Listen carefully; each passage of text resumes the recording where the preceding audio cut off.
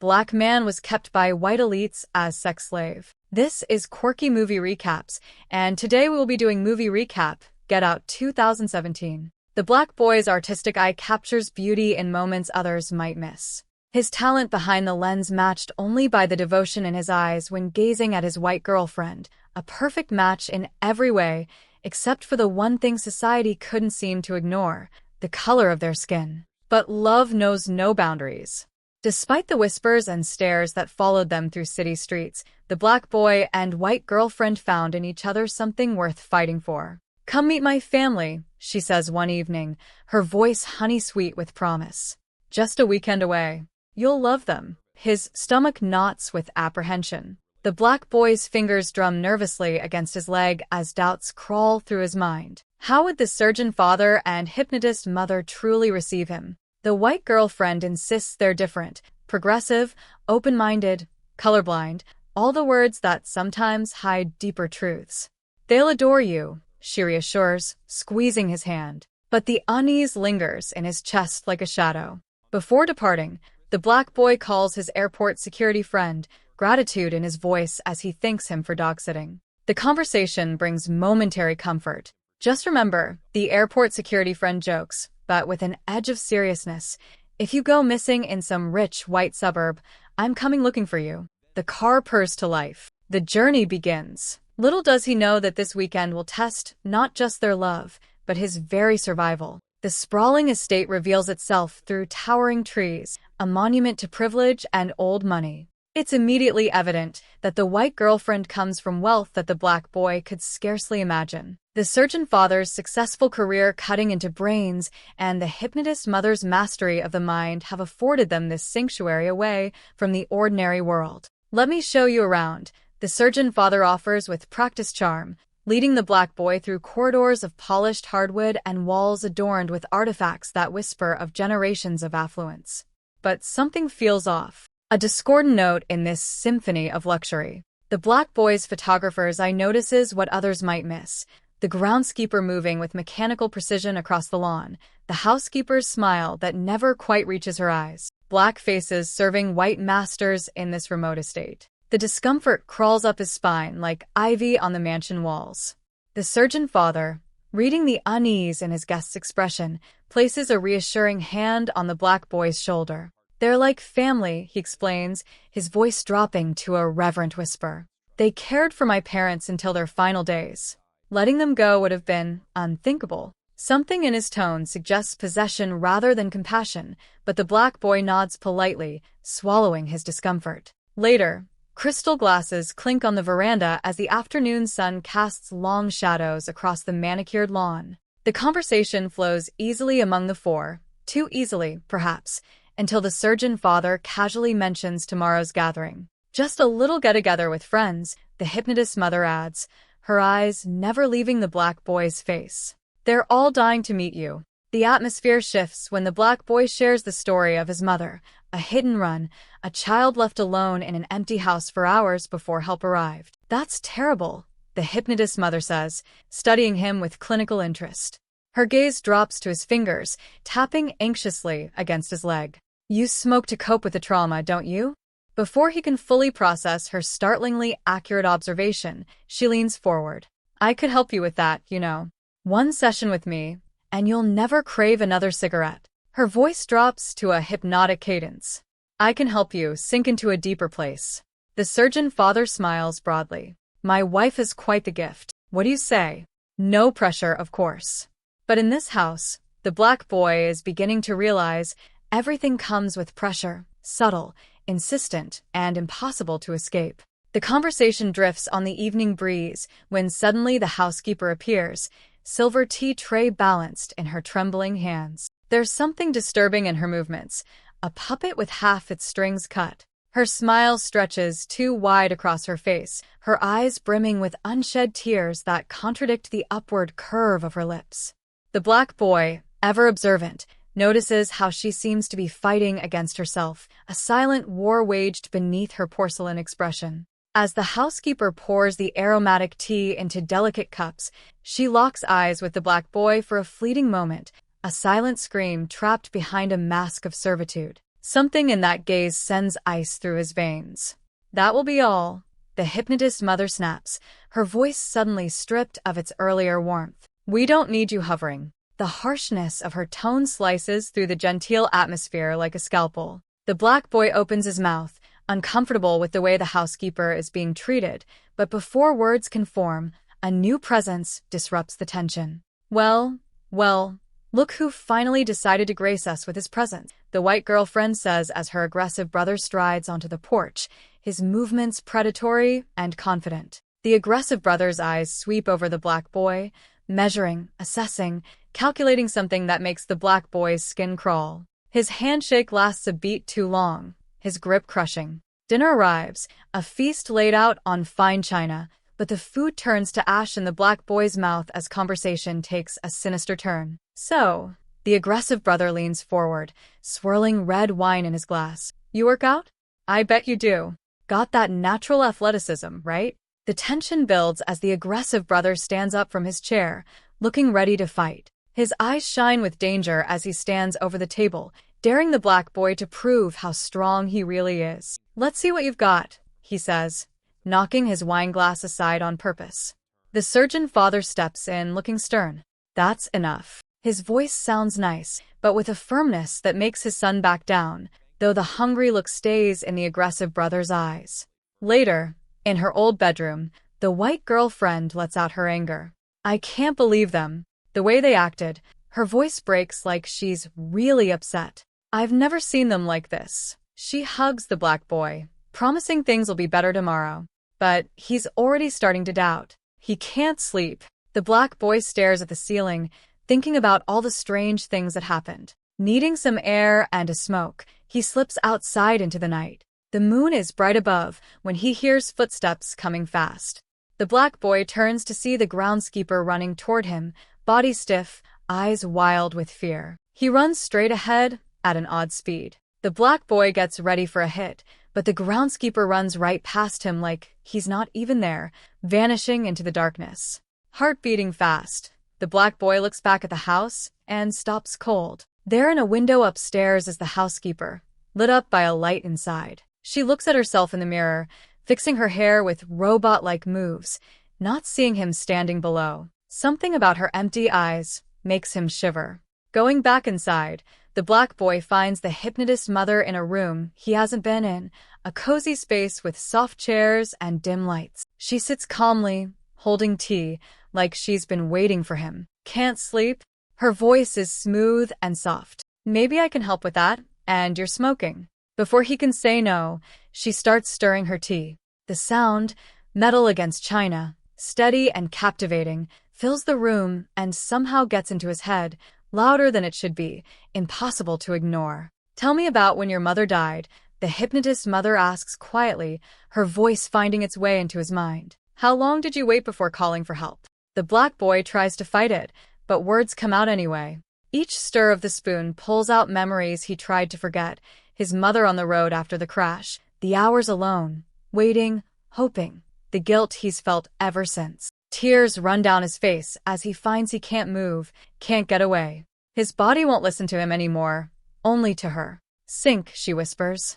And he does, falling through darkness, screaming inside as he drops away from himself. He becomes tiny in a huge empty space, watching his own body from far away, stuck in a bad dream he can't wake up from. This, the hypnotist's mother says calmly as she watches his fear, is the sunken place. Remember how it feels. You'll be here a lot. In that moment, the black boy realizes with horror, this weekend was never about meeting his girlfriend's family. It was about something much worse. The black boy jolts awake in the white girlfriend's bed, heart racing. Sunlight streams through the windows as if last night never happened. He grabs his phone, seeing a text from his airport security friend. Relief washes over him. It was just a nightmare. His phone battery flashes red, almost dead, so he plugs it into charge. Eager to clear his head, the black boy grabs his camera and steps outside. Maybe some photography will help him forget the bad dreams. The morning air feels fresh as he walks the grounds, snapping pictures of trees and sky. He spots the groundskeeper working in the yard and walks over, hoping some normal talk might help. But as they speak, something feels wrong. The groundskeeper's eyes look empty, like no one's really home. His words come out strange, like an old white man from some black and white movie. "You still smoking?" the groundskeeper asks suddenly. Or, did the hypnotist mother's therapy help with that? The black boy freezes. How could he know about that if it was just a dream? The truth hits him hard. The hypnosis was real. His hands shake as he walks back to the house. "Your mom did something to me last night," he tells the white girlfriend, voice shaking. She looks sorry and hugs him tight. "She shouldn't have done that without asking," she says. "But hey, at least you don't want to smoke anymore, right?" Before he can think more about it, cars start pulling up to the house. Fancy cars. Expensive clothes. The annual party has begun, and soon the yard fills with older, white people who all seem too interested in him. As the black boy and white girlfriend move through the crowd, the guests stare at him like he's an animal in a zoo. One woman pulls the white girlfriend aside and asks in a low voice, "Is it true what they say about black men?"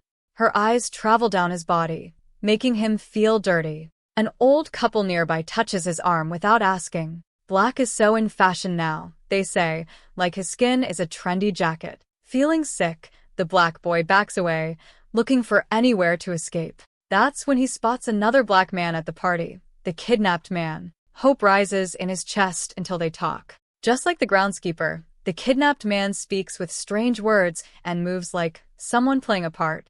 When the black boy tries to fist bump him, the kidnapped man awkwardly shakes his hand instead. Later, the black boy meets the blind art dealer, who can't see him but knows his work. For the first time that day, someone talks to him about his talent, not his race.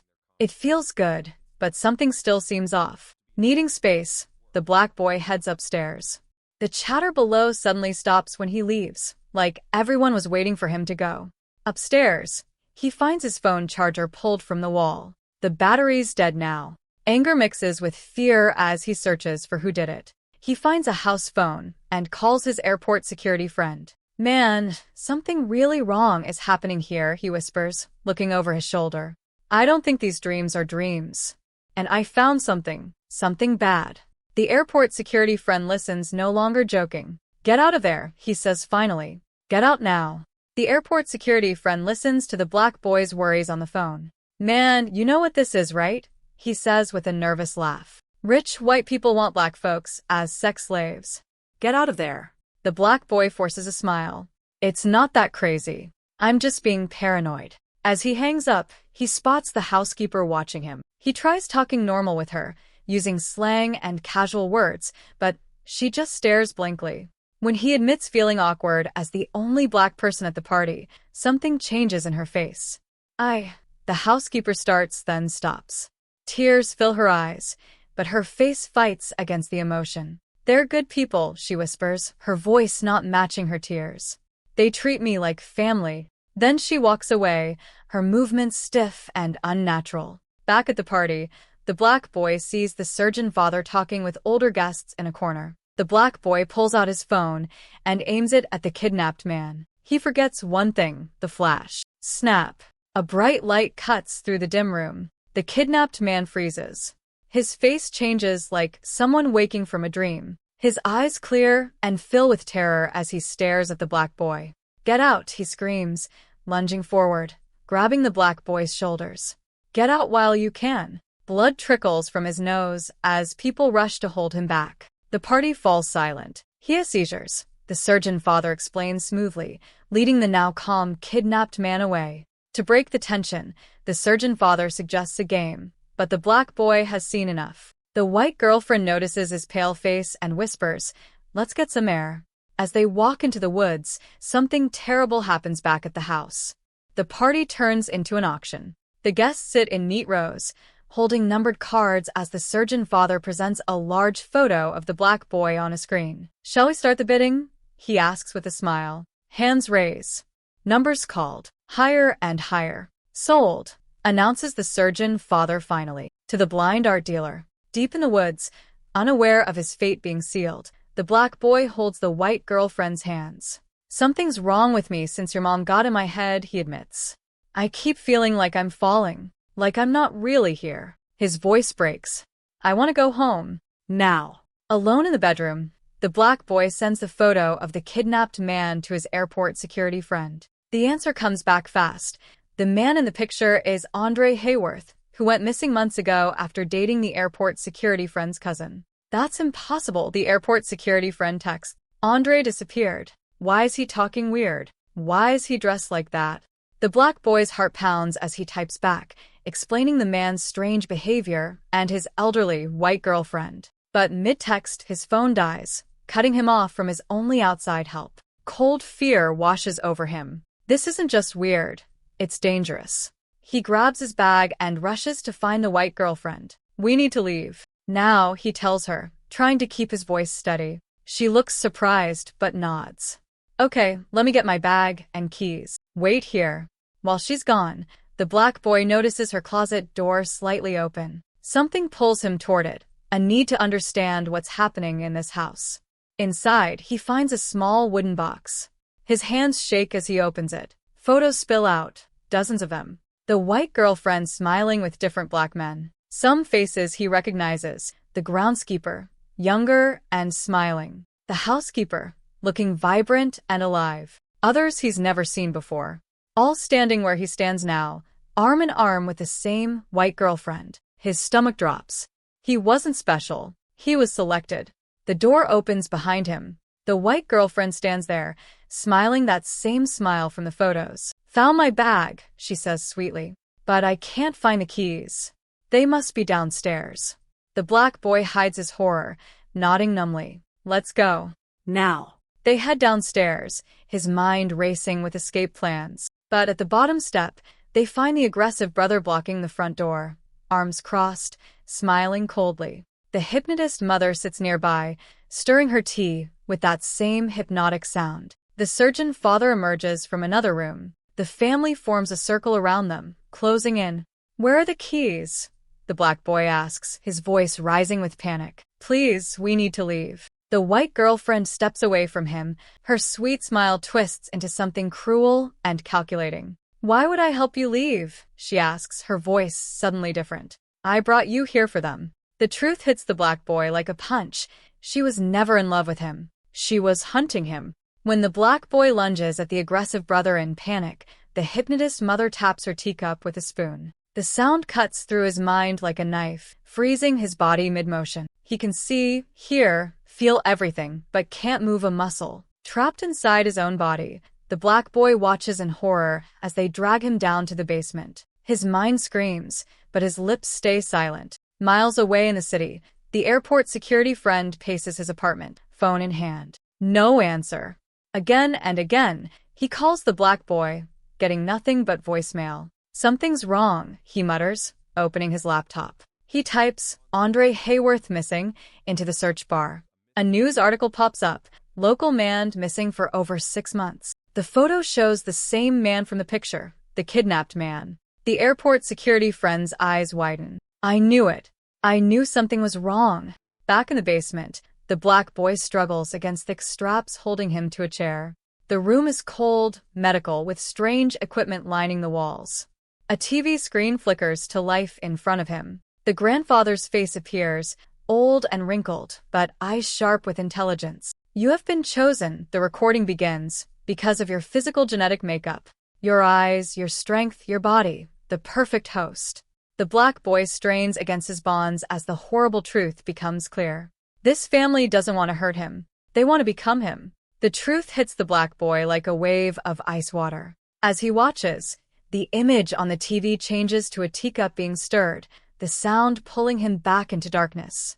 Meanwhile, the airport security friend sits in a police station, trying to convince 2 officers that his friend is in danger. Listen, he says, leaning forward. I think a white family is keeping my friend prisoner to turn him into a sex slave. The officers look at each other, then burst out laughing. You watching too many movies, man, one says, wiping tears from his eyes. Back at the house, the black boy wakes up again, his head pounding. The blind art dealer appears on the TV screen in front of him. I'm not like the others, the blind art dealer says calmly. I don't care about your body, just your eyes. Your photographer's eyes that see beauty I can no longer see. He explains everything, how the Armitage family puts white people's minds into black bodies. The white person gets to live on in a younger, stronger body, while the black person's mind gets pushed down into the sunken place forever, able to see and feel but never control their own body again. Think of it as sharing, the blind art dealer says with a smile, though you won't have much say in the matter. As the TV turns off, the black boy notices cotton stuffing coming out of the chair's armrest. A plan forms in his mind. Quickly, he pulls out bits of cotton and stuffs them into his ears. When the hypnosis video starts playing again, he pretends to fall under its spell. Later, when the aggressive brother comes to get him, the black boy stays limp, playing unconscious. As soon as the straps come off, he makes his move, grabbing a lacrosse ball and smashing it into the aggressive brother's head again and again until he stops moving. Looking around for a weapon, the black boy's eyes land on a mounted deer head with sharp antlers. Upstairs, the surgeon father grows worried when his son doesn't return. He goes to check and finds a nightmare, his son on the floor, blood pooling around his head. Before he can call for help, the black boy charges from the shadows, driving the deer antlers deep into the surgeon father's throat. The black boy finds himself face to face with a hypnotist mother. Her hand reaches for a teacup, but he's faster, knocking her down before she can trap him again. The fight is quick and brutal. Suddenly, strong arms wrap around his neck from behind. The aggressive brother, face covered in blood, but somehow still alive. "You're not going anywhere," he growls, squeezing tighter. The black boy claws at the arms choking him. Upstairs, the white girlfriend sits on her bed, scrolling through pictures of black men on her phone, music playing in her earbuds. She smiles as she swipes right on a new potential victim, completely unaware of the bloodbath below. The black boy finds the car keys in the aggressive brother's pocket and stumbles outside. Something hits the car. The black boy slams on the brakes and looks back to see the housekeeper lying on the ground, twitching. He gets out and carefully lifts the housekeeper into the passenger seat. As he closes the door, a voice cuts through the night. "Stop right there." The white girlfriend stands on the porch, rifle aimed at his chest. Her perfect smile is gone, replaced by cold fury. "You killed my family," she snarls, stepping closer. "Do you know how long it took us to perfect the procedure?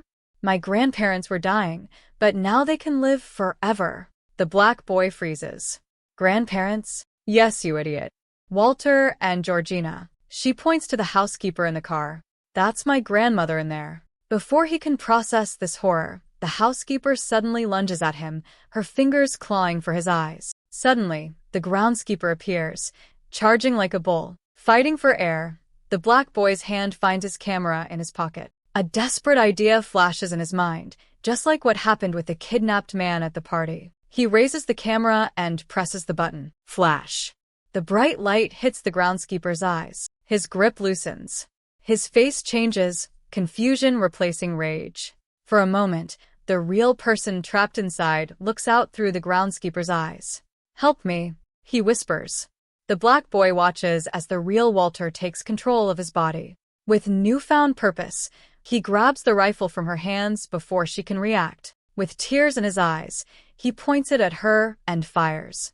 The shot hits her in the stomach, sending her crumpling to the ground. Then, before anyone can stop him, Walter turns the gun on himself. His final act of freedom. The black boy stares at the white girlfriend bleeding in the street. After everything she's done, he can't bring himself to finish her off. He turns away, continuing his limping escape. Red and blue lights appear on the horizon. The black boy freezes, thinking it's the police. No one would believe his story. But as the car gets closer, he realizes it's not a police car at all. It's an airport security vehicle. The airport security friend rolls down the window, his face a mix of shock and relief. "I told you not to go to no white people's house," he says, helping the black boy into the car.